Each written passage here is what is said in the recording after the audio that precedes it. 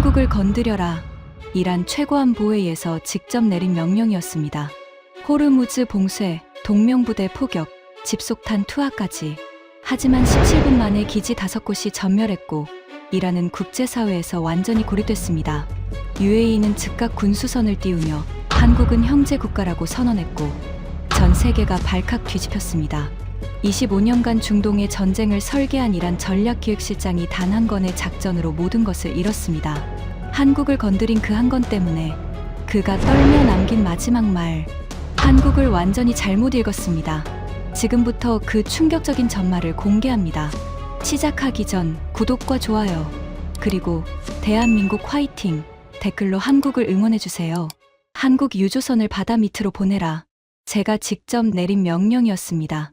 테헤란 북부라비잔 지구 최고국가안보회의 지하벙커에서요. 벙커 항공기는 늘 차갑고 건조했습니다. 환기 시스템이 돌아가는 낮은 진동음과 형광등 불빛만이 이곳이 지하 18m라는 사실을 상기시켜 주었죠. 안녕하세요. 저는 레자 솔레이마니입니다. 이란 이슬람 공화국 최고국가안보회의 전략기획실장을 맡고 있었습니다. 25년간 이 자리를 지켰습니다. 이라크전, 시리아 내전, 예멘 후티 작전까지 중동에서 벌어진 거의 모든 분쟁의 밑그림을 제 손으로 그렸습니다. 제가 서명한 작전 계획서만 340건이 넘습니다. 그런 제가 한국이라는 나라 때문에 모든 것을 잃게 될 줄은 상상도 못했습니다. 이야기를 처음부터 해드리겠습니다. 그날 오전이었습니다. 벙커 중앙에 대형 스크린 3개에 동시에 속보가 떴습니다. 트럼프 대통령과 푸틴 대통령의 긴급 통화. 1시간 15분. 저는 찻잔을 내려놓으며 입꼬리를 올렸습니다. 기다리던 신호였거든요. 미국과 러시아가 이렇게 오래 통화한다는 건 한 가지 의미밖에 없었습니다. 호르무즈 해협을 둘러싼 판이 벌어지고 있다는 뜻이었죠. 그리고 그 판의 중심에는 우리 이란이 있었습니다. 옆자리에 하메드 대령이 모니터를 가리키며 말했습니다. 실장님, 러시아 외교부가 움직이기 시작했습니다. 봉쇄 가능성이라는 단어를 공식 브리핑에서 꺼냈습니다. 저는 고개를 끄덕였습니다. 예상대로야. 푸틴이 카드를 깔았으니 이제 우리 차례지. 여러분, 호르무즈 해협이 뭔지 아십니까? 전 세계 원유 물동량의 5분의 1이 지나가는 바닷길입니다. 가장 좁은 구간의 폭이 고작 54km. 대형 유조선 2척이 겨우 교차할 수 있는 이 좁은 목구멍을 우리 이란이 쥐고 있었습니다. 세계 경제의 숨통을 우리 손가락 위에 올려놓은 셈이었죠. 그리고 저는 그 손가락에 힘을 줄 준비가 되어 있었습니다. 하메드 대령이 최신 해운 정보를 띄웠습니다. 스크린에 페르시아만 해도가 펼쳐졌고 초록색 점들이 빼곡하게 움직이고 있었습니다. 유조선, 컨테이너선, LNG 운반선. 그 하나하나가 수천억 원어치의 화물을 싣고 있었죠. 실장님, 현재 해협 통과 대기 선박이 47척입니다. 이 중 한국 국적 또는 한국 기업 용선 선박이 9척. 전체의 약 19%입니다. 19%. 저는 그 숫자를 가만히 들여다봤습니다. 한국이라는 나라가 이 해협에 얼마나 의존하는지를 보여주는 숫자였죠. 한국은 원유 수입량의 70% 이상을 중동에서 가져갑니다. 이 목줄을 조이면 한국 경제의 심장에 직접 손을 대는 것과 같았습니다. 하지만 그때까지만 해도 한국은 제 관심사의 맨 끝에 있었습니다. 솔직히 말하겠습니다. 한국이라는 나라를 저는 진지하게 생각해 본 적이 없었습니다. 미국, 물론 경계합니다. 세계 최강의 군사력이니까요. 이스라엘, 당연히 감시합니다. 코앞의 적이니까요. 사우디, 견제합니다. 종파 전쟁의 상대편이니까요. 하지만 한국, 저한테 한국은 그저 걸프 소국들한테 무기나 팔아먹는 장사꾼이었습니다. 삼성 텔레비전이나 만드는 나라, 현대 자동차나 굴리는 나라, UN 모자 쓰고 레바논에서 순찰이나 도는 허수아비 군대를 가진 나라. 제가 한국에 대해 알고 있던 건 딱 그 정도였습니다. 그리고 바로 그 무지가 저를 파멸로 이끌었습니다. 이틀 뒤였습니다. 저는 최고안보회의 특별 전략 세션을 소집했습니다. 참석자는 혁명수비대 해군사령관, 쿠드스군 부사령관, 정보부 차관, 그리고 외교부 중동국장까지 핵심 인사 12명이었습니다. 벙커 회의실의 타원형 테이블 위에는 제가 직접 작성한 문서가 놓여 있었습니다. 표지에는 붉은 글씨로 극비라고 찍혀 있었고 그 아래 작전명이 적혀 있었습니다. 작전명 자파르. 승리라는 뜻입니다. 저는 자리에서 일어나 벽면 스크린을 켰습니다. 중동 전역의 지도가 펼쳐졌고 그 위에 제가 직접 표시한 붉은 선들이 거미줄처럼 엮여 있었습니다. 여러분, 지금 미국이 호르무즈에 관심을 집중하고 있습니다. 바로 이 틈을 이용해야 합니다. 우리의 전략은 단순합니다. 호르무즈를 직접 봉쇄하는 것이 아니라 걸프 동맹이 약한 고리를 끊는 것입니다. 혁명수비대 해군사령관 장기르 소장이 눈썹을 치켜 세웠습니다. 덩치가 산처럼 큰 남자였는데 목소리도 그에 걸맞게 우렁찼습니다. 약한 고리? 어디를 말하는 겁니까? 저는 스크린 위에 한 점을 짚었습니다. 레바논 남부, 여기입니다. 한국군 동명부대가 주둔하고 있는 곳이죠. 회의실에 웃음이 퍼졌습니다. 정보부 차관 모르테자가 코웃음을 쳤습니다.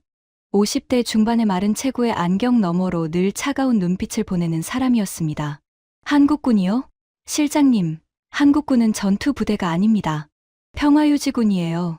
소총 들고 마을 순찰이나 돕니다. 그걸 건드려서 뭘 얻겠다는 겁니까? 저는 기다렸다는 듯이 스크린을 전환했습니다.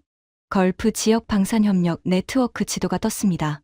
한국에서 출발한 화살표가 UAE, 사우디, 카타르, 쿠웨이트, 오만까지 뻗어 있었습니다. 자, 잘 보십시오. 한국이 걸프 국가들에게 수출한 무기 체계 목록입니다. 천궁 미사일 방어 체계, K9 자주포, TOC 훈련기, FA-50 경공격기, 잠수함 기술 이전. 지난 15년간 한국이 걸프 6개국에 수출한 방산 장비의 누적 규모가 28조 원에 달합니다. 회의실이 조용해졌습니다. 저는 목소리를 낮췄습니다. 한국을 치는 것은 한국 하나를 치는 게 아닙니다. 걸프 방산 네트워크 전체의 신경을 건드리는 겁니다. UAE의 하늘을 지키는 방패가 한국산입니다. 사우디의 포병 화력 핵심이 한국산입니다. 그 한국의 군인들이 레바논에 고립되어 있습니다. 쿠드스군 부사령관 바게리 준장이 턱을 쓰르며 말했습니다. 40대 후반의 그는 시리아 전선에서 온몸에 전투 경험이 새겨진 사람이었습니다. 요점이 뭡니까, 실장님?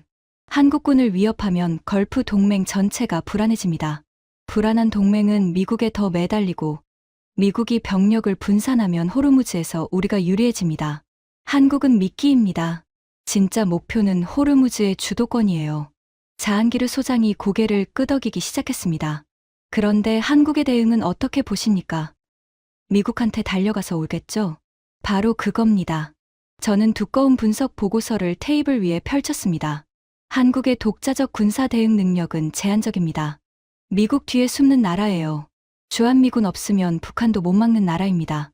레바논에 있는 350명짜리 부대 하나 지키겠다고 중동까지 전투함을 보낼 리 없습니다. 기껏해야 유엔 안보리에 규탄 성명 내고 미국한테 보호해달라고 매달리겠죠. 모르테자 정보부 차관이 안경을 고쳤으며 물었습니다. UAE는요? 한국과 꽤 가깝다던데. 저는 손을 내저었습니다. UAE가 뭘 하겠습니까? 성명서 한 장 내겠죠. 깊은 우려를 표명한다. 이란의 도발을 규탄한다. 늘 하던 그 뻔한 외교적 립서비스요. UAE는 장사꾼 나라입니다. 돈이 되면 붙고 안 되면 빠지는 곳이에요. 한국 때문에 이란과 정면 충돌할 배짱은 없습니다. 회의실에 다시 웃음이 퍼졌습니다. 자한기르 소장이 큰 손으로 테이블을 탁 치며 말했습니다. 좋습니다.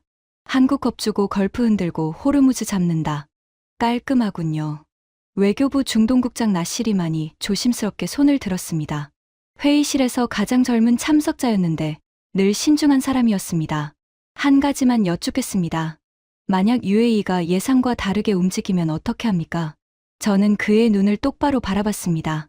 25년간 이 게임을 해온 사람의 확신을 담아서요. 나시리, 중동에서 25년간 살아온 사람으로서 단언합니다. 아랍 국가들은 구호는 요란하지만 행동은 느립니다. 걸프 왕정들이 한국 군인 몇 명 때문에 자기네 안보를 걸겠습니까? 절대 그럴 일 없습니다. 나시리가 입을 다물었습니다. 저는 그의 침묵을 동의로 받아들였습니다. 지금 돌이켜보면 그 자리에서 나시리의 질문에 제대로 귀를 기울였어야 했습니다. 하지만 25년의 경험이 만들어낸 오만함은 경고를 걸러내는 필터가 되어 있었습니다. 작전이 승인되었습니다. 저는 서류맨 아래에 서명을 했습니다. 펜촉이 종이를 긁는 소리가 벙커 안에 울렸습니다. 그 소리가 제 경력의 묘비의 이름을 새기는 소리였다는 걸 그때는 몰랐습니다. 작전은 2단계로 설계했습니다. 1단계. 호르무즈 해협에서 한국 유조선 항로를 겨냥한 미사일 훈련 영상을 공개한다. 한국의 바닷길을 위협하는 메시지를 전 세계에 보내는 것이죠. 2단계. 레바논 남부의 한국 동명부대 인근에 로켓을 낙탄시킨다.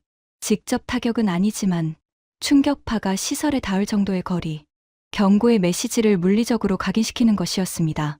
혁명수비대 미사일 부대가 먼저 움직였습니다. 호르무즈 해협 인근 해안에서 누르 계열 개량형 대함 미사일 발사 훈련 영상을 촬영했습니다. 사거리 약 250km. 해협을 통과하는 선박이라면 어떤 것이든 격침시킬 수 있는 사양이었죠. 하메드 대령이 편집된 영상을 가져왔습니다. 벙커 스크린에서 재생하자 미사일이 발사대를 떠나 수평선 너머로 사라지는 장면이 선명하게 잡혔습니다. 그리고 화면 한쪽에 시뮬레이션 좌표가 떠 있었는데 한국 유조선이 주로 이용하는 해상 루트와 정확히 겹치도록 제가 직접 지시한 것이었습니다. 실장님, 영상 확인하셨습니까? 노출 수준을 어디까지 할까요? 전부 공개해. 좌표까지. 한국이 이걸 보고 제 발등에 불이 떨어졌다는 걸 알아야 돼. 영상이 혁명수비대 공식 채널을 통해 공개되었습니다. 전 세계 언론이 즉시 반응했고 국제 유가가 배럴당 11달러 넘게 치솟았습니다. 런던과 뉴욕 선물 시장이 동시에 출렁였고 해운 추적 시스템에서는 호르무즈로 향하던 선박 수십 척이 항로를 돌리기 시작했습니다. 저는 스크린 앞에 서서 초록색 선박 아이콘들이 겁먹은 물고기 떼처럼 흩어지는 모습을 바라봤습니다. 입꼬리가 저절로 올라갔습니다. 세계 최대 해운사 4곳이 중동 항로 긴급 회피를 선언했습니다. 이게 우리의 힘입니다. 미사일 한 발 쏘지 않고도 세계를 흔들 수 있는 힘. 하메드 대령이 보고했습니다. 실장님, 한국 정부가 긴급 안보회의를 소집했다는 속보가 떴습니다. 동명부대 안전 대책 논의라고 합니다. 예상대로군. 회의나 하겠지. 회의하는 동안 우리는 2단계를 실행한다. 그날 밤이었습니다. 현지 시각 자정을 넘긴 무렵이었죠. 레바논 남부에서 우리의 협력 세력이 움직였습니다. 로켓 4발이 동명부대 주둔지 북동쪽 약 25km 지점에 떨어졌습니다. 직접 타격이 아니었습니다. 의도적으로 빗나간 겁니다. 하지만 25km 거리에서도 충격파가 전달될 정도의 위력이었죠. 부대 시설 일부가 파손되었다는 보고가 올라왔습니다. 저는 벙커에서 그 보고를 받으며 차를 한 모금 마셨습니다. 사프란 향이 입안에 퍼졌습니다. 기분이 좋았습니다. 하메드, 국제 반응은? 하메드 대령이 태블릿을 넘기며 읽었습니다. UN 사무총장 우려 표명. 미국 국무부 상황 주시 중. 영국 외교부 자제 촉구. 한국 정부 강력 규탄. 저는 코웃음을 쳤습니다. 규탄. 참 좋아하는 단어야. 그 사람들. 규탄이 미사일을 막아줍니까? 규탄이 유조선을 지켜줍니까? 그리고 UAE. 저는 UAE의 반응을 확인하려고 스크린을 봤습니다. 아직 공식 반응 없습니다. 보세요. 제가 뭘 했습니까? 성명서 하나 내는데도 며칠 걸리는 나라들이에요. 저는 의자에 깊이 몸을 파묻으며 천장을 올려다봤습니다. 벙커 천장의 형광등이 차갑게 빛나고 있었습니다. 모든 것이 계획대로 흘러가고 있었습니다. 한국은 겁을 먹었을 것이고 걸프 동맹은 불안에 떨 것이고 미국은 병력 분산 압박을 받을 것이고 호르무즈의 주도권은 더 단단히 우리 손에 들어올 것입니다. 완벽한 시나리오였습니다. 그런데 그로부터 정확히 23시간 뒤 제가 25년간 쌓아 올린 모든 확신이 산산조각 나기 시작했습니다. UAE가 성명서 대신 보낸 것은 군수 수송선이었습니다. 전 세계 언론에 뜬 속보를 보는 순간 저는 찻잔을 놓쳤습니다. 사프란 차가 서류 위로 쏟아졌지만 닦을 생각도 나지 않았습니다. 가슴 한가운데를 누군가 주먹으로 때린 것 같았습니다. 숨이 막혔습니다. 하메드 대령이 벙커로 뛰어들어왔습니다. 평소에 감정을 드러내지 않는 사람인데 그날은 얼굴이 하얗게 질려 있었습니다. 실장님, UAE 대통령이 긴급 성명을 발표했습니다. 뭐라고 했는데? 하메드의 목소리가 떨렸습니다. 한국은 우리의 형제 국가다. 즉각적인 군사 지원을 준비하라. 형제 국가. 그 세 글자가 벙커 안 차가운 공기를 갈랐습니다. 여러분, 아랍 세계에서 형제 국가라는 말이 어떤 무게인지 아십니까? 그건 성명서가 아닙니다. 선전포고입니다. 한국을 건드리면 우리가 나선다는 뜻입니다. 저는 의자에서 벌떡 일어났습니다. 다리가 후들거렸지만 티를 내서는 안 됐습니다. 25년 경력의 전략기획실장이 부하들 앞에서 흔들리는 모습을 보여줄 수는 없었으니까요. 하지만 속으로는 한 가지 생각이 머릿속을 파고들고 있었습니다. 내가 뭘 잘못 읽은 거지? 그 답은 곧 밝혀질 것이었습니다. 그것도 제가 상상할 수 없었던 방식으로요. 형제 국가. 그 단어가 벙커 안을 떠돌았습니다. 하메드 대령이 가져온 속보를 저는 3번이나 다시 읽었습니다. 읽을 때마다 글자가 더 선명해지는 것 같았고 가슴 깊은 곳에서 뭔가가 삐걱거리는 소리가 났습니다. 하메드, 성명 전문을 가져와. 하메드가 태블릿을 건넸습니다. UAE 대통령궁에서 발표한 공식 성명이었습니다. 아랍어, 영어, 그리고 한국어. 3개 언어로 동시에 배포되었다는 사실이 저를 멈칫하게 만들었습니다. 한국어 번역본까지 미리 준비했다고? 네, 실장님. 3개 언어 동시 배포입니다. 저는 태블릿을 내려놓았습니다. 손가락 끝이 미세하게 떨리는 걸 느꼈지만 억지로 주먹을 쥐었습니다. 동시 배포라는 건 무슨 뜻인지 아십니까? 사건이 터진 뒤에 허겁지겁 번역한 게 아니라는 뜻입니다. 미리 준비하고 있었다는 뜻입니다. 우리가 한국을 칠 경우를 대비해서 UAE가 이미 시나리오를 짜놓고 있었다는 뜻이었습니다. 25년간 중동의 판을 읽어온 사람으로서 이건 저를 뒤흔드는 첫 번째 신호였습니다. 하지만 진짜 충격은 그 다음이었습니다. 성명 발표 후 불과 21시간 뒤 정보부에서 긴급 보고가 올라왔습니다. 모르테자 차관이 직접 벙커로 내려왔는데 평소의 차가운 표정이 사라지고 당혹감이 얼굴에 그대로 드러나 있었습니다. 실장님, 아부다비 자이드 군항에서 대형 군수 수송선이 출항했습니다. 저는 눈을 깜빡였습니다. 수송선, 벌써? 배수량 5,500톤급 알바이라크입니다. 적재 화물은 의료 장비 90톤, 방호 자재 150톤, 비상식량, 위성 통신 장비, 그리고 모르테자가 말을 끊고 저를 바라봤습니다. 그리고 뭔데? 한국군 장비 예비 부품입니다. K9 자주포 변속기, K2 전차 궤도 링크, 첨공 계열 통신 모듈 교체 키트, 방탄 차량 보강 키트 100세트, 야전 의료 장비 50톤. 회의실에 침묵이 내려앉았습니다. 자한기르 소장이 의자에서 몸을 앞으로 기울이며 물었습니다. 잠깐, 그 장비들이 왜 UAE 군항에 있는 겁니까? 모르테자가 안경을 고쳤으며 대답했습니다. 한국이 UAE에 수출한 방산 장비의 유지 보수용 예비 부품입니다. UAE 군수 창고에 비축되어 있던 것들이죠. 순간 벙커 안의 공기가 바뀌는 게 느껴졌습니다. 저는 스크린 앞으로 걸어갔습니다. 걸음이 무거웠습니다. 한국이 UAE에 팔았던 장비의 부품이 UAE 창고에 있었고 그걸 다시 한국 군인들한테 보내고 있다는 건가? 그렇습니다, 실장님. 저는 이마를 짚었습니다. 성명서가 아니었습니다. 말이 아니었습니다. 철과 콘크리트의 무게로 된 행동이었습니다. 그것도 21시간 만에. 아랍 국가가 이런 속도로 움직이는 것을 저는 25년간 본 적이 없었습니다. 하메드 대령이 해양 추적 데이터를 띄웠습니다. 수송선 알바이라크의 항적이 페르시아만에서 수에즈 운하 방향으로 찍혀나가고 있었습니다. 실장님, 이집트 측에 우선 통항 요청이 들어갔다는 정보입니다. 정상적으로는 레바논까지 5일 소요인데 우선 통항이 적용되면 3일 반이면 도착합니다. 3일 반. 저는 그 숫자를 곱씹었습니다. 우리가 동명부대를 공격한 지 이틀도 안 돼서 배가 떴고 3일 반 뒤면 물자가 도착한다. 이건 즉흥적인 결정이 아닙니다. 사전에 계획된 대응 매뉴얼이 있었다는 뜻입니다. 자한기르 소장이 테이블을 손바닥으로 내리치며 말했습니다. 수송선 한 척이 무슨 위협이 됩니까? 페르시아만에서 우리 고속정이 잡으면 됩니다. 저는 고개를 저었습니다. 정신 차려, 자한기르. 지금 국제 유가가 11달러나 뛰어있는 상태에서 UAE 군수선을 공격하면 그건 이란 대 UAE가 아니라 이란 대 세계가 됩니다. 자한기르가 입을 다물었습니다. 하지만 그의 눈에는 여전히 불만이 서려 있었습니다. 힘으로 밀어붙이면 된다는 군인 특유의 확신이었죠. 저도 며칠 전까지는 같은 확신을 가지고 있었습니다. 그날 밤 중동 주요 매체들이 일제히 수송선 출항 장면을 보도했습니다. 아부다비 군항에서 아침 해를 받으며 출항하는 알바이라크의 모습이 화면에 잡혔고 부두에 도열한 UAE 해군 장병들이 거수 경례를 올리는 장면이 이어졌습니다. 알자지라가 특집 리포트를 편성했습니다. 화면에는 천국 미사일이 사막 하늘을 가르는 시험 발사 장면이 나왔고, 한국 기술자들과 UAE 군인들이 50도가 넘는 열사 속에서 함께 훈련하는 과거 영상이 이어졌습니다.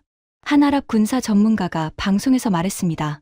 한국이 UAE에 제공한 것은 단순한 무기가 아닙니다. 이 나라의 하늘을 지키는 방패였습니다. 지금 UAE는 그 방패를 만들어준 형제의 손을 잡아주는 것입니다.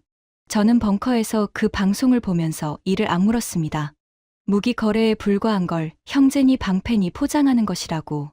저는 그때까지도 그렇게 생각하고 있었습니다. 하지만 속보는 끝나지 않았습니다. 첫 번째 수송선이 바다 위에 있는 동안 두 번째 수송선이 준비되고 있다는 정보가 들어왔습니다. 이번에는 이동식 야전병원 모듈, 외과 수술 장비, 혈액 보관 냉장 컨테이너까지 규모가 첫 번째보다 더 컸습니다. 모르테자 차관이 적재 물자 목록을 분석하며 보고했습니다. 실장님, 2차 수송 물자에 주목할 것이 있습니다. 야전병원 모듈 2세트, 항공유, 경유, 연료 정화 필터까지 포함되어 있습니다. 이건 단순 긴급 지원이 아닙니다. 장기 보급 체계를 구축하겠다는 뜻입니다. 장기 보급 체계? 네. 한 번 보내고 끝내는 게 아니라 동명부대가 안정될 때까지 계속 보급하겠다는 겁니다. 저는 의자 등받이에 머리를 기대며 천장을 올려다봤습니다. 형광등 불빛이 눈을 찔렀습니다. 성명서 한 장 내고 끝날 거라고 했던 제 예측이 처참하게 빗나가고 있었습니다. 하메드가 조심스럽게 물었습니다. 실장님, 작전 수정이 필요하지 않겠습니까? 저는 자리에서 벌떡 일어났습니다. 수정은 없다. 수송선 한두 척으로 뭐가 달라지겠어. 우리의 목표는 호르무즈야. 해협만 쥐고 있으면 수송선이 100척이 와도 소용없어. 그때까지만 해도 저는 아직 자신감을 버리지 못하고 있었습니다. UAE의 반응이 예상보다 빨랐을 뿐 본질적으로 위협이 되지 않는다고 판단했으니까요. 하지만 곧 알게 될 것이었습니다. 수송선은 시작일 뿐이었다는 것을, UAE가 보낸 것은 물자만이 아니었다는 것을. 수송선 출항 소식이 전해진 지 사흘 뒤 알바이라크가 레바논 베이루트 항에 도착했다는 보고가 올라왔습니다. 그리고 그 직후 제가 예상하지 못한 일이 벌어졌습니다. 물자 인수 현장에서 한국 장병들과 UAE 병사들이 함께 식사하는 자리가 마련되었다는 겁니다. 야전 천막 아래서 아랍식 음식과 한국 전투 식량을 나눠 먹었다고 합니다. 거기까지는 그냥 외교적 제스처라고 넘길 수 있었습니다. 문제는 그 자리에서 나온 이야기였습니다. 정보부가 현지 취재 영상을 입수해 왔습니다. 한국 장병 한 명이 자기네 군대 음식의 역사를 이야기했다고 합니다. 전쟁통에 먹을 것이 없어서 구호 물자로 끓여 먹던 음식, 가난과 전쟁이 만들어낸 기억이 담긴 음식이었다고요. 그 이야기를 들은 UAE 장교가 이렇게 말했답니다. 그때 도움받던 나라가 지금은 우리의 하늘을 지켜주고 있고, 오늘은 우리가 형제를 위해 보급을 가져왔습니다. 역사가 한 바퀴 돈 겁니다. 알자지라가 이 장면을 보도하면서 붙인 제목이 있었습니다. 형제국 역배송. 한국이 보낸 장비가 한국을 지키기 위해 돌아왔다. 역배송. 이 단어가 중동 전역에서 불길처럼 번졌습니다. 아랍어로는 이하다 일라 아라흐, 형제에게로의 귀환이라는 표현으로 번역되어 퍼졌습니다. 소셜미디어에는 한국과 UAE의 과거 협력 사진들이 쏟아져 나왔고, 형제라는 단어가 수천 번 달린 댓글이 넘쳐났습니다. 모르테자 차관이 소셜미디어 동향을 분석해 가져왔습니다. 실장님, 아랍권 소셜미디어에서 한국 관련 긍정 언급이 48시간 만에 1700% 증가했습니다. 역배송이라는 해시태그가 아랍어 트렌드 1위입니다. 1700%. 저는 그 숫자를 들으며 이가 갈렸습니다. 우리가 한국을 치려고 했더니 오히려 한국의 이미지가 중동에서 폭등하고 있었습니다. 우리의 공격이 한국에게 홍보 기회를 만들어준 셈이었죠. 하지만 여러분, 솔직히 말하겠습니다.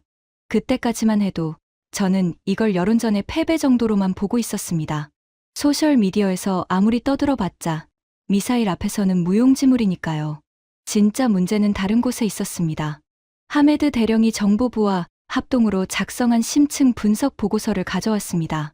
표지에 긴급, 최고 기밀이라는 빨간 도장이 2개나 찍혀 있었습니다. 실장님, 역배송 물자의 원산지를 추적했습니다. 결과가 심각합니다. 무슨 뜻이야? 하메드가 태블릿에 표를 띄웠습니다. UAE, 군수 창고에 비축된 한국산 장비 및 부품 목록입니다. 천궁 미사일 체계 관련 부품, K9 자주포 관련 부품, 방탄 장갑제, 야전 의료 장비, 위성 통신 모듈. 이것들이 UAE 군수 물류 허브 16개 창고에 분산 저장되어 있었습니다. 16개 창고? 네. 총 면적만 12만 평방미터에 달하는 걸프 최대 규모의 군사 물류 거점입니다. 그런데 실장님, 문제는 이겁니다. 하메드가 화면을 전환했습니다. 걸프 6개국의 한국산 방산 장비 침투 현황이라는 제목이 달린 도표가 펼쳐졌습니다. UAE 방공 체계의 핵심이 한국산 천궁입니다. 사우디 포병 핵심 화력이 한국산 K9입니다. 카타르 공군 훈련기가 한국산 T-50입니다. 쿠웨이트 자주포가 한국산입니다. 오만의 장갑차 정비 기술이 한국에서 이전받은 겁니다. 저는 도표를 한 줄 한 줄 읽어 내려갔습니다. 읽을수록 등골이 서늘해졌습니다. 한국산 장비가 이 정도로 깊이 들어와 있었단 말인가? 실장님, 우리가 한국을 장사꾼이라고 했잖습니까? 맞습니다. 장사꾼이 맞아요. 하지만 그 장사의 깊이를 우리가 완전히 과소평가했습니다. 한국은 무기를 팔고 떠나는 상인이 아니었습니다. 무기를 팔고 남아서 함께 운용하고, 함께 훈련하고, 창고에 부품까지 쌓아두고 간 겁니다. 모르테자 차관이 끼어들었습니다. 그게 뭘 의미하는지 정리하겠습니다. 한국의 방산 네트워크가 걸프 6개국의 안보 인프라에 뿌리를 내리고 있다는 뜻입니다.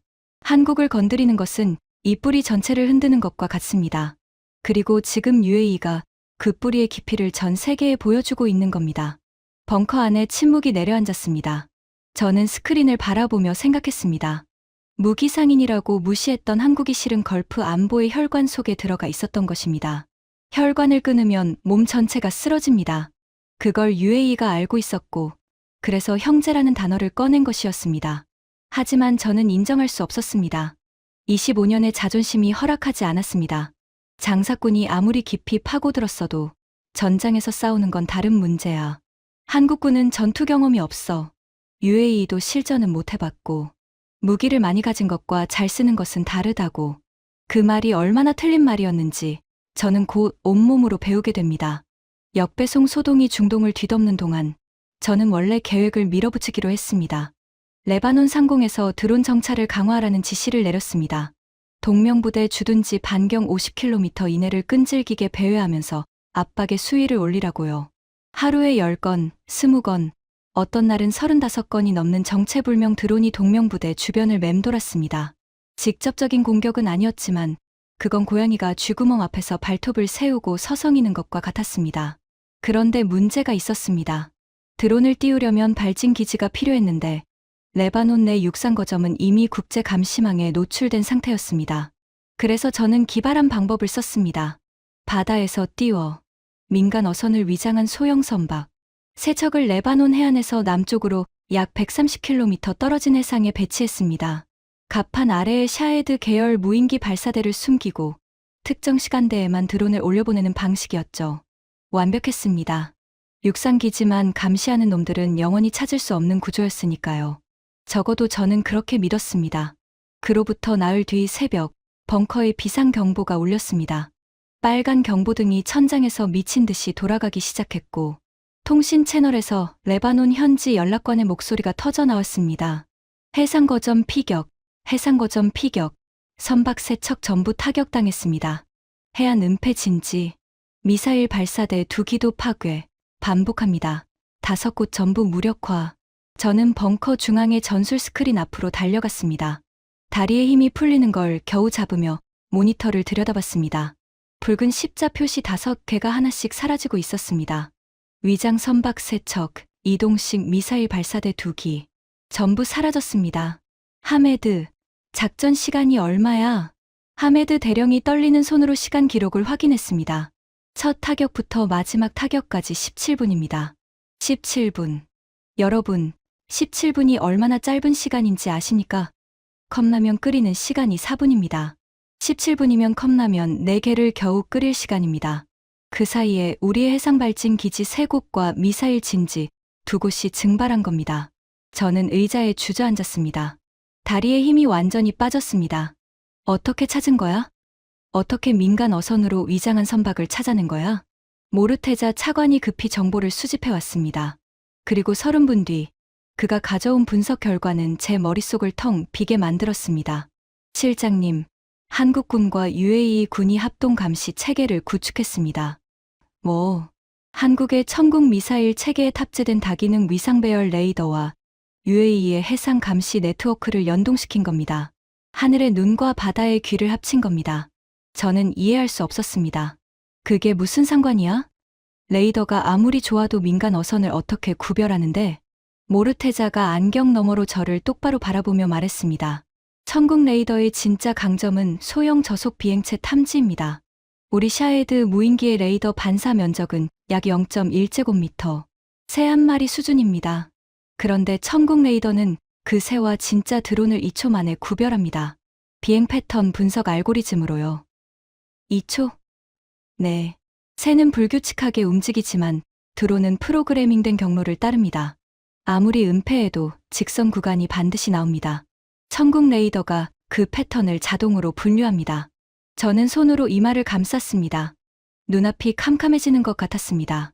하지만 드론을 잡았다고 해서 발진 위치를 어떻게 알지? 그게 UAE 해상 감시 네트워크의 역할입니다. 인공위성 연동 해양 레이더, 페르시아만 곳곳에 배치된 무인 감시정, 그리고 수십 년간 축적된 선박 이동 패턴 데이터베이스. 드론이 탐지되는 시간대와 특정 선박들이 같은 해역에 정박하는 시간대가 정확히 일치한다는 걸 찾아낸 겁니다. 하늘에서 드론을 잡고 바다에서 드론을 띄운 배를 잡았다. 위에서 아래로 추적한 거군. 그렇습니다. 그리고 한국 기술팀의 전자전 분석이 결정타였습니다. 드론 모함과 해안 발사대의 통신 신호가 같은 주파수 대역을 쓰고 있다는 걸 밝혀냈습니다. 그래서 5곳이 동시에 노출된 겁니다. 저는 한참 동안 말을 잃었습니다. 제가 완벽하다고 자부했던 은폐 체계가 한국과 UAE의 기술 연동 앞에서 종이처럼 찢어진 것이었습니다. 하메드 대령이 추가 보고를 가져왔습니다. 실장님, 한국 합참에서 기술 연락팀 5명이 아부다비에 파견되어 있었습니다. 시스템 통합 작업에 이틀 밤낮이 걸렸다고 합니다. 이틀 만에 두 나라 군대의 시스템을 연동시켰다고? 네. 수면 시간이 하루 평균 3시간도 안 됐다고 합니다. 저는 주먹을 쥐었습니다.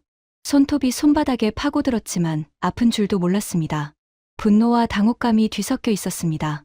우리가 무기상인이라고 비웃었던 한국의 기술자들이 이틀을 안 자면서 우리를 잡을 망을 짠 것이었습니다. 자한기르 소장이 주먹으로 테이블을 내리쳤습니다. 이게 말이 됩니까? 우리 혁명수비대의 은폐 작전이 17분 만에 뚫렸다고요? 25년간 한 번도 이런 일은 없었습니다. 저도 같은 생각이었습니다. 하지만 사실은 사실이었습니다. 중동 언론이 작전 결과를 보도했습니다. 구체적인 세부 사항은 공개되지 않았지만 핵심 메시지는 분명했습니다. 한 아랍 군사 전문가가 방송에서 말했습니다. 기술을 가진 나라와 현장을 가진 나라가 만나면 무슨 일이 벌어지는지 오늘 우리가 목격했습니다. 한국은 더 이상 무기를 파는 나라가 아닙니다. 전장에서 판을 바꾸는 동맹입니다. 무기를 파는 나라가 아니라 판을 바꾸는 동맹. 그 문장이 제 귀에 모처럼 박혔습니다. 하지만 저는 포기할 수 없었습니다. 포기하면 25년간 쌓아온 모든 것이 무너지기 때문입니다. 제 지위, 제 자존심, 최고안보회의에서의 제 발언권. 모든 것이 이 작전의 성공에 달려 있었습니다. 저는 이를 악물었습니다. 그리고 결정을 내렸습니다. 지금 돌이켜보면 제 인생 최악의 결정이었습니다. 해상 기지가 전멸한 다음 날, 저는 긴급 전략 세션을 소집했습니다. 벙커 회의실에 다시 12명이 모였지만 분위기는 며칠 전과 완전히 달랐습니다. 웃음은 사라졌고 테이블 위에는 실패 보고서가 쌓여 있었습니다. 저는 스크린 앞에 섰습니다. 등 뒤로 12쌍의 눈이 저를 쏘고 있는 게 느껴졌습니다. 특히 자한기르 소장의 눈빛이 날카로웠습니다. 패배한 군인의 분노가 서려 있었죠. 상황을 정리하겠습니다. 저는 최대한 차분한 목소리를 유지하려 애썼습니다. 해상 발진 기지 3곳과 미사일 진지 2곳을 잃었습니다. 한국과 UAE의 합동 감시 체계가 우리의 은폐 작전을 완전히 무력화했습니다. 이 상태로는 레바논에서의 압박 작전을 지속하기 어렵습니다.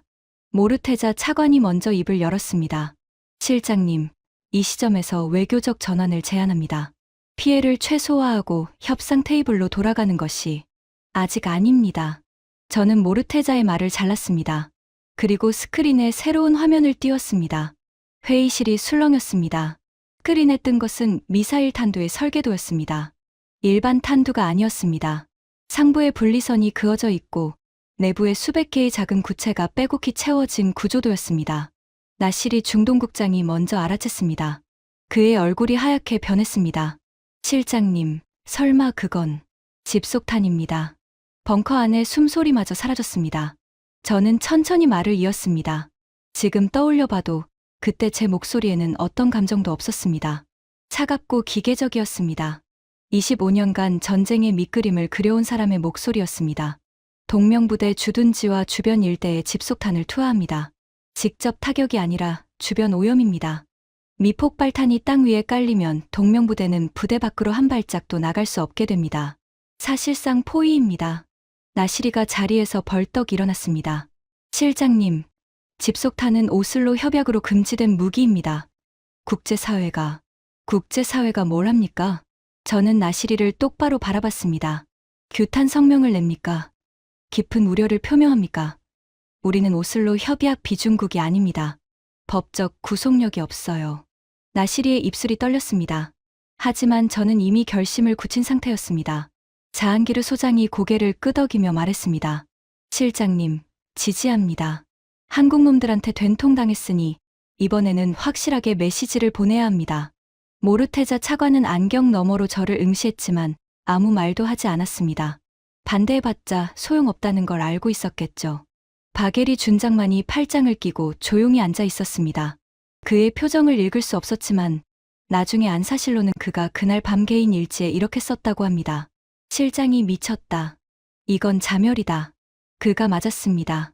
하지만 그때 저는 알 수 없었습니다. 작전 명령이 하달되었습니다. 이란 서부의 미사일 기지에서 탄도 미사일 4발이 발사되었습니다. 목표는 동명부대 주둔지 남쪽과 서쪽 반경 15km 일대. 발사 보고가 올라온 뒤 저는 벙커에서 비행 궤적을 추적했습니다. 미사일이 레바논 상공에 도달하기까지 약 7분. 그 7분 동안 저는 스크린 앞에 서서 한 가지 생각만 했습니다. 이걸로 끝내겠다. 고도 약 2만 미터에서 탄두가 분리되기 시작했습니다. 정보부의 감청으로 한국 측 레이더가 실시간으로 추적하고 있다는 걸 알 수 있었습니다. 4발의 미사일에서 쏟아져 나온 자탄의 수는 추정 2,400개 이상. 하메드 대령이 낙탄 보고를 읽었습니다. 낙탄 확인. 동명부대 주둔지 외곽 350개 추정.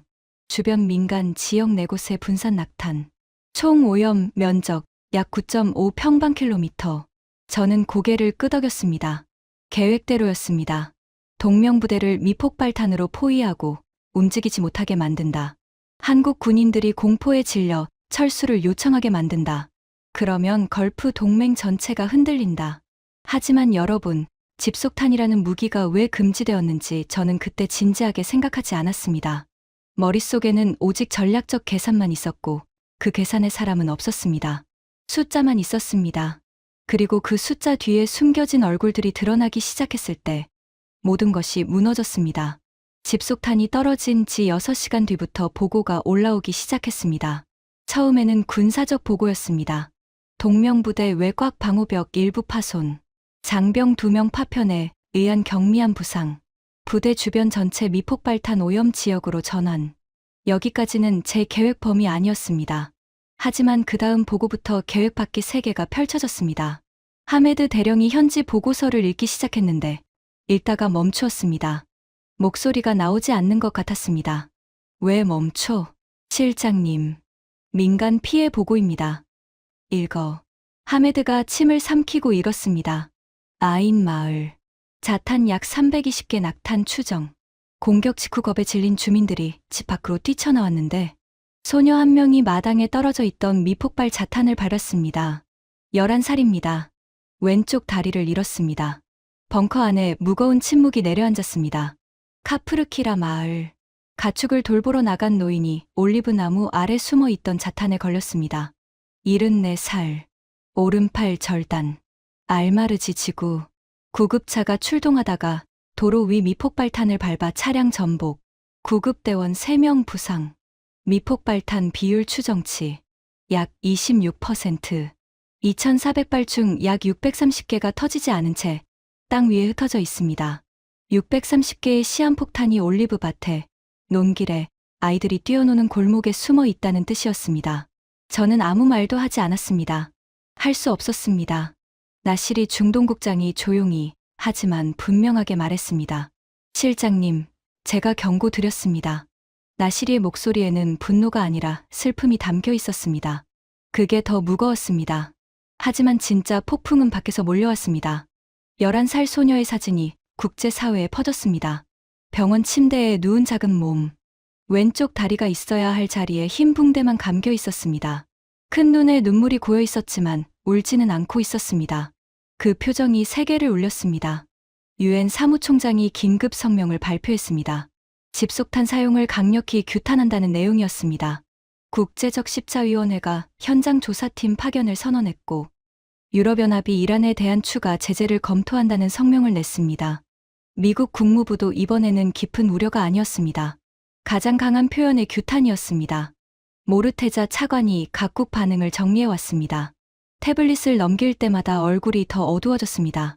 프랑스 대통령 규탄 성명, 독일 총리 추가 제재 지지, 영국 외교부 안보리 긴급 소집 요청, 일본 총리 우려 표명, 호주 총리 규탄, 캐나다 총리 규탄. 하나하나 익힐 때마다 벙커 안의 공기가 더 무거워졌습니다. 그리고 저를 완전히 무너뜨린 소식이 왔습니다. 한국 정부가 움직였습니다.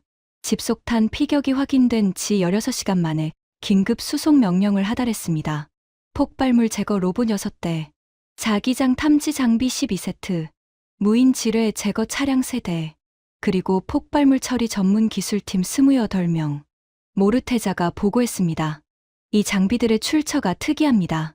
한반도 비무장지대, DMZ에서 실제로 사용되던 지뢰 제거 장비입니다. 한국은 전쟁이 끝난 뒤 70년 동안 수백만 개의 지뢰가 묻힌 땅 위에서 살아왔습니다. 그 경험에서 나온 기술입니다. 저는 멍하니 들었습니다. 전쟁이 만든 상처를 치유하는 기술. 그 기술이 제가 만든 상처를 치유하러 오고 있었습니다. 기술팀이 레바논에 도착한 것은 출발 후 약 14시간 뒤였습니다. 정보부가 현지 영상을 입수했습니다. 수송기 화물칸이 열리고 무인 제거 차량이 먼저 내려왔고, 이어서 로봇 장비, 탐지 장비 케이스들이 줄줄이 나왔습니다. 기술팀장은 38살의 공병 장교였습니다. 그가 현장에 도착해서 첫 번째로 한 말이 감청 보고서에 적혀 있었습니다. 48시간 안에 민간인 생활권 최우선 구역을 완료한다. 사람들이 밟는 땅부터 깨끗이 한다. 48시간. 9.5평방킬로미터의 죽음의 땅을 이틀 만에 정리하겠다는 것이었습니다. 하메드가 작전 진행 상황을 실시간으로 보고했습니다. 무인 제거 차량이 도로를 따라 전진하며 자기장 센서로 노면을 스캔하고 있습니다. 한 구간을 40분 만에 처리합니다. 사람이 하면 하루가 걸릴 거리입니다. 뒤이어 폭발물 제거 로봇이 탐지 지점에서 자탄을 처리합니다. 한 발당 평균 12분. 로봇이 접근 못하는 곳은 기술팀원이 직접 방폭복을 입고 들어갑니다. 48시간이 끝났을 때 처리된 미폭발탄은 427개였습니다. 전체 추정치 630개 중 68%. 저는 그 숫자를 보면서 생각했습니다. 제가 서명 한 번으로 뿌린 죽음을 저 사람들이 한 발 한 발 손으로 거두고 있었습니다. 그리고 한국 기술팀장의 인터뷰 영상이 중동 방송을 탔습니다. 현지 취재진이 왜 이렇게까지 하느냐고 물었을 때 그가 이렇게 대답했다고 합니다. 저희 아버지가 한국 전쟁 때 피난민이었습니다. 10살 때 겨울에 맨발로 걸어서 남쪽으로 내려왔다고 합니다. 폭격 소리가 들릴 때마다 땅바닥에 엎드렸는데 일어설 때마다 옆에 있던 사람이 없어졌다고 했습니다. 아버지가 군에 입대하는 제게 말씀하셨습니다. 전쟁이 뭔지 아는 사람은 전쟁을 막아야 한다고. 그가 카메라를 보며 말했습니다. 지금 여기서 제가 하는 일은 전투가 아닙니다. 전쟁이 남기고 간 상처를 치우는 겁니다. 이 땅의 아이들이 맨발로 뛰어다닐 수 있게 만드는 겁니다. 그 영상이 중동 전역에 퍼졌습니다. 아랍어 자막이 달렸고 반응은 폭발적이었습니다. 가장 많이 공유된 문구가 있었습니다. 전쟁을 아는 나라만이 평화를 지킬 수 있다. 저는 벙커에서 그 영상을 보면서 모니터를 끌 수가 없었습니다. 11살 소녀의 다리를 앗아간 것은 제가 서명한 명령서였습니다. 그 소녀를 치료하고 땅에서 죽음을 파내는 것은 70년 전 전쟁의 기억을 간직한 한국 군인들이었습니다. 그리고 동명부대가 한 일이 있었습니다. 미폭발탄이 부대 외곽에도 깔려있는 상황에서 자기들의 안전도 보장되지 않는 상황에서 정문을 열고 민간인 700명을 수용한 것입니다.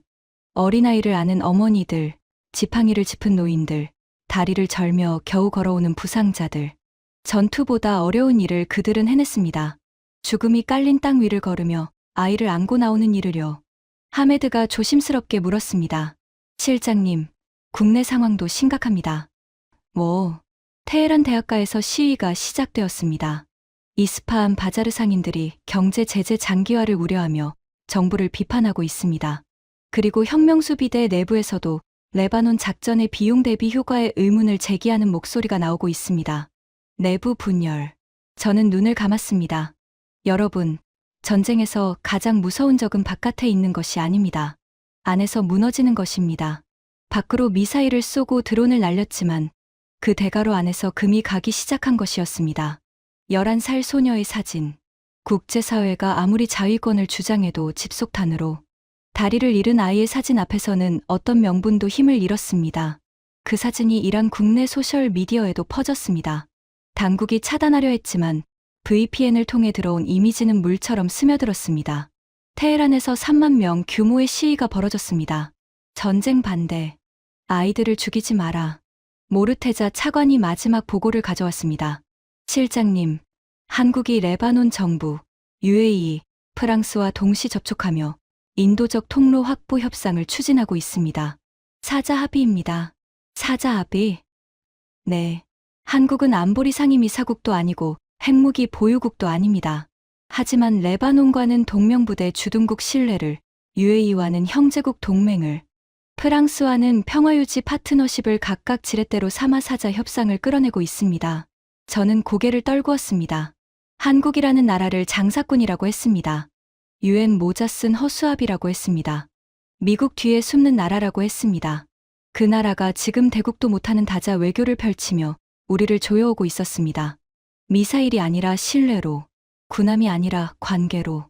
나시리가 회의실 끝에서 작은 목소리로 말했습니다. 실장님, 처음에 제가 물었습니다. 만약 UAE가 예상과 다르게 움직이면 어떡하냐고요. 실장님은 절대 그럴 일 없다고 하셨습니다. 저는 나시리를 바라봤습니다. 반박할 말이 없었습니다. 호르무즈 해협. 우리의 마지막 카드였습니다. 해협 봉쇄 위협으로 세계를 흔들겠다는 전략이었지만 이것마저 무너지고 있었습니다. 하메드가 해양 상황을 보고했습니다. 호르무즈 해협에서 우리 해군 훈련이 계속되고 있지만 규모가 줄고 있습니다. 초기 참가 함정 20척에서 현재 11척으로 반 이상 빠졌습니다.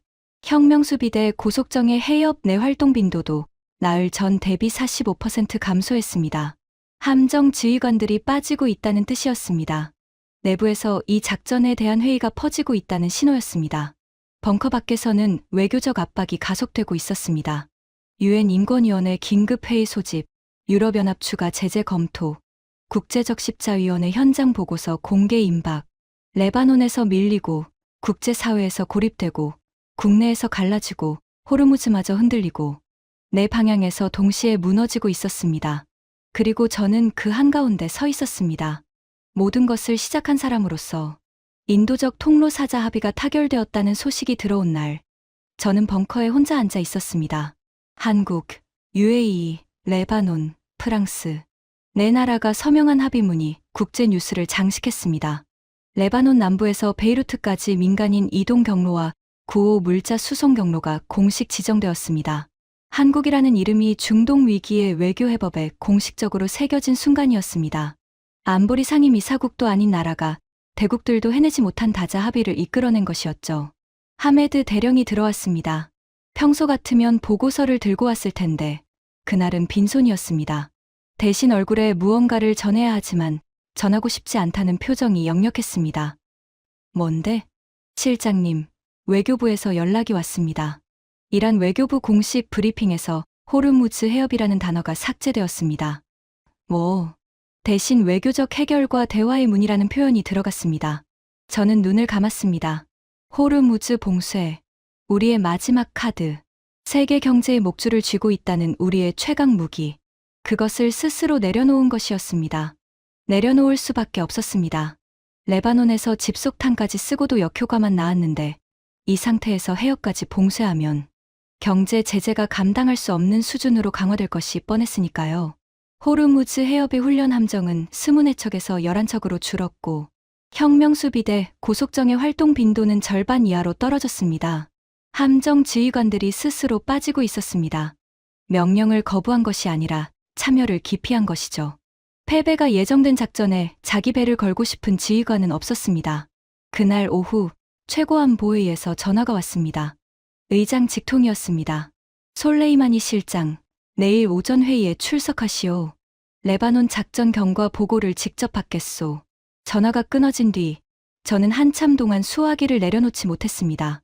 경과 보고라고 했지만 25년간 이 게임을 해온 저는 그 말의 진짜 뜻을 알고 있었습니다. 책임 추궁이었습니다. 그날 밤 벙커에서 저는 처음으로 제 결정들을 되짚어봤습니다. 한국을 건드리면 걸프가 흔들린다고 했습니다. 맞았습니다. 하지만 걸프가 흔들린 게 아니라 걸프가 우리를 향해 결속한 것이었습니다. UAE는 성명서나 내고 끝낼 거라고 했습니다. 틀렸습니다. 성명서 대신 군수선을 보냈고 형제국가라는 선언과 함께 즉각적인 군사행동에 나섰습니다. 한국군은 전투 경험이 없다고 했습니다. 틀렸습니다.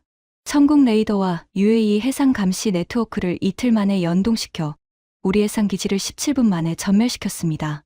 집속탄으로 한국군을 포위하면 겁먹고 철수할 거라고 했습니다. 완전히 틀렸습니다. 한국군은 자기들도 위험한 상황에서 정문을 열고 민간인 700명을 품었습니다. 그리고 70년간 지뢰밭에서 갈고 닦은 기술로 제가 뿌린 죽음을 52시간 만에 거둬들였습니다. 하나하나가 틀렸습니다. 전부 다요. 모르테자 차관이 마지막으로 가져온 보고서가 있었습니다. 중동 외교가에서 이번 사태를 부르는 이름이 생겼다는 내용이었습니다. 역배송 동맹 사건. 한국 전쟁 때 세계로부터 받은 도움의 기억이 70년 뒤 중동에서 동맹의 행동으로 돌아온 사건. 과거의 은혜가 현재의 책임으로 환원된 사건. 역배송이라는 단어 안에 70년의 시간과 대륙을 가로지르는 거리가 압축되어 있었습니다. 알자지라가 1시간짜리 특집 다큐멘터리를 방영했습니다. 한국 전쟁의 흑백 영상에서 시작해 경제 성장, 방산 기술 발전, UAE 협력, 그리고 레바논 합동 작전까지를 하나의 서사로 엮은 것이었습니다. 마지막 장면은 미폭발탄이 제거된 마을 광장에서 레바논 주민들이 한국과 UAE의 이름을 함께 외치는 장면이었습니다. 코리아, 이마라트, 이와, 한국과 에미리트, 형제. 저는 벙커에서 그 방송을 보면서 모니터를 끌 수가 없었습니다. 제가 파괴하려고 했던 동맹이 오히려 제 공격 때문에 더 단단해지는 과정을 처음부터 끝까지 지켜본 셈이었습니다. 다음 날 아침 최고안보회의에 출석했습니다. 의장석에서 내려다보는 시선이 무거웠습니다. 양옆에 앉은 위원들의 표정도 차가웠습니다. 레바논 작전 경과를 보고하시오. 저는 자리에서 일어났습니다. 서류를 펼쳤지만 글자가 눈에 들어오지 않았습니다. 25년간 이 자리에서 수백 번 보고를 했지만 그날만큼 입이 무거웠던 적은 없었습니다. 보고를 마친 뒤 의장이 물었습니다. 실장의 판단으로는 이 작전이 성공했소? 실패했소? 저는 한참을 침묵했습니다.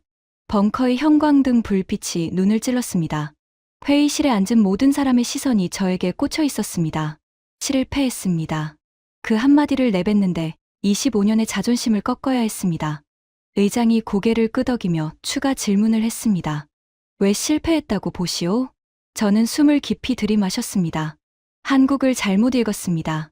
회의실이 조용해졌습니다. 저는 계속했습니다. 저는 한국을 무기상인으로만 봤습니다. 걸프 소국들에게 장비를 팔아먹는 장사꾼이라고 생각했습니다. 미국 뒤에 숨는 나라, 독자적인 군사 행동 능력이 없는 나라라고 판단했습니다. 전부 틀렸습니다. 한국은 장비만 팔고 떠나는 나라가 아니었습니다. 50도가 넘는 사막에서 걸프 군인들과 함께 땀을 흘리며 신뢰를 쌓은 나라였습니다. 그 신뢰가 위기의 순간에 형제라는 단어로 돌아왔고 형제라는 단어가 군수선과 합동 작전으로 바뀌었습니다. 한국군의 전투 경험이 없다고 했습니다. 하지만 한국의 진짜 전투 경험은 70년간 지뢰밭 위에서 살아온 경험이었습니다. 그 경험이 천국 레이더의 탐지 알고리즘이 되었고 폭발물 제거 로봇이 되었고 52시간 만에 630개의 미폭발탄을 걷어들이는 기술이 되었습니다.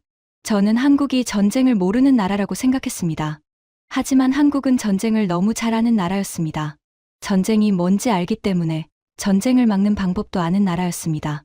그리고 제가 가장 크게 잘못 읽은 것이 있습니다. 한국이라는 나라의 기억입니다.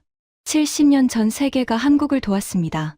폐허에서 구호 물자로 끼니를 때우던 나라였습니다. 그 나라가 세계 최고 수준의 기술 강국이 되었고 그 기술로 지금 다른 나라의 상처를 치유하고 있었습니다. 받은 것을 기억하고 갚는 나라. 세대가 바뀌어도 은혜를 잊지 않는 나라. 저는 그런 나라를 건드린 겁니다. 회의실에 긴 침묵이 흘렀습니다. 의장이 서류를 덮으며 말했습니다. 솔레이마니 실장, 전략기획실장직에서 물러나시오. 저는 고개를 숙였습니다. 예상했던 말이었습니다. 25년의 경력이 그 한마디로 끝났습니다. 회의실을 나오는 복도에서 나시리 중동국장과 마주쳤습니다. 그가 조용히 걸음을 멈추고 저를 바라봤습니다. 실장님, 이제 전 실장이 아닙니다. 나시리가 잠시 말을 고르더니 낮은 목소리로 말했습니다. 처음에 제가 물었잖습니까? UAE가 예상과 다르게 움직이면 어떡하냐고. 그때 실장님은 절대 그럴 일 없다고 하셨습니다. 25년의 경험을 걸고요. 저는 나시리를 바라봤습니다. 그 25년의 경험이 틀린 거였어, 나시리. 아닙니다. 경험이 틀린 게 아닙니다. 경험이 만들어낸 오만함이 틀린 겁니다. 나시리가 가벼운 목례를 하고 걸어갔습니다. 복도에 그의 구두 소리만 남았습니다. 저는 한참을 그 자리에 서 있었습니다. 여러분, 이 이야기를 왜 하느냐고 물으실 겁니다. 패배한 사람이 왜 자기 패배를 세상에 알리느냐고요. 이유는 하나입니다.